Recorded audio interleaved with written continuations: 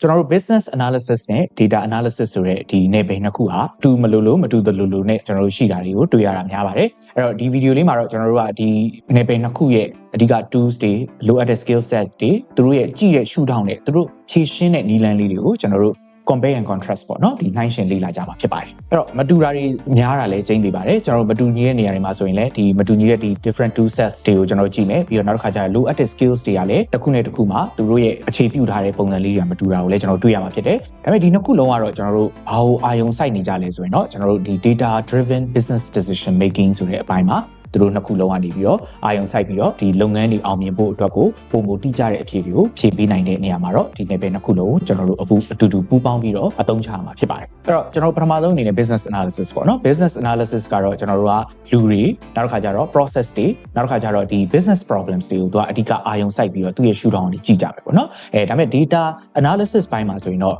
အဓိက focus ကကြတော့ဒီ shoot down ကကြတော့ data တွေကနေမှတစ်ဆင့်ဘယ်လို insights တွေထွက်လာမလဲဒီ data တွေမှာဘယ်လို patterns နဲ့ relationships တွေရှိလဲဆိုတာတွေကိုကြည့်ပြီးတော့ကျွန်တော်တို့က business decision နဲ့ actions တွေကိုဘယ်လိုယူရမလဲဆိုတာကိုကျွန်တော်တို့အဓိကကြည့်တဲ့အပိုင်းဖြစ်ပါတယ်အဲ့တော့ business analysis မှာအသုံးပြုတဲ့ tools တွေအနေနဲ့ဆိုရင်ကျွန်တော်တို့ root cause analysis တွေသုံးမယ်နောက်က process optimization တွေနောက် stakeholder analysis တွေကိုအသုံးပြုပါမယ်အဲ့တော့ကျွန်တော်တို့အရှိမပြောခဲ့တဲ့ analysis through steps တွေကိုအသုံးပြုပြီးတော့ပေါ့နော်ကျွန်တော်တို့ဒီ process flow တွေ process charts တွေကိုဖန်တီးပြီးတော့ process ကြီးတစ်ခုလုံးမြင်အောင် problem တစ်ခုလုံးမြင်အောင်ကျွန်တော်တို့ကလေ့လာကြမယ်အဲ့ problems တွေကိုကျွန်တော်တို့ကနေပြီးတော့ဒီ user stories ပေါ့နော် storytelling နဲ့ use case တွေပေါ်လွင်အောင်ကျွန်တော်တို့ကဖန်တီးပြီးတော့ business problem တွေကိုဖြေရှင်းကြမှာဖြစ်ပါတယ်အဲ့တော့ဒီအပေါ်ကပြဿနာတွေကိုဖြေရှင်းဖို့အတွက်ဆိုရင်လည်း business analyst တယောက်က Power BI, Tableau, Excel, Access စတဲ့ဒီ tools တွေကိုအသုံးချရမှာဖြစ်ပါတယ်အဲ့တော့ဒီ technical tool အပြင်တွေကိုပေါ့နော်ကျွန်တော်တို့ soft skills တွေအနေနဲ့ဆိုရင် communication ဘိုင်းတွေကျွမ်းကျင်ရမယ် facilitation ဘိုင်းတွေနောက်တစ်ခါ problem solving တွေ storytelling and visualization စတဲ့ဒီ soft skill sets တွေကိုလည်း business analyst တယောက်က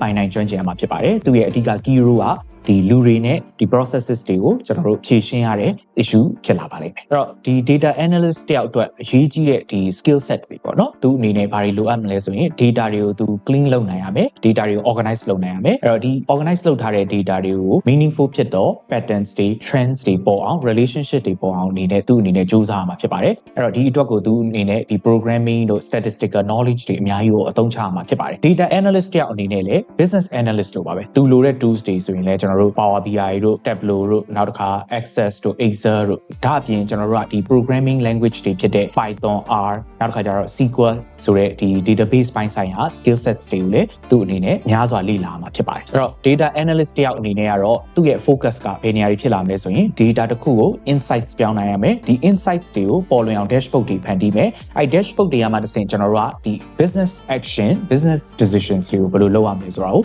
focus လုပ်ရမှာဖြစ်ပါတယ်အဲ့တော့ BA ရော DA ရောပေါ့နော်သူတို့မှာမတူညီတဲ့ဒီ focus တွေရှိကြတယ်မတူညီတဲ့ tools and skill set တွေကိုပိုင်ဆိုင်ကြမယ်ဒါပေမဲ့နှစ်ဖွဲ့လုံးကတော့အဓိကကျွန်တော်တို့ business outcomes တွေမှာပုံမကောင်းမွန်တဲ့ decision making ရရှိအောင်ဆောင်ရွက်ပြီးတဲ့အခါမှာအတူတူပူးပေါင်းပြီးတော့ဆောင်ရွက်ရမှာဖြစ်ပါတယ်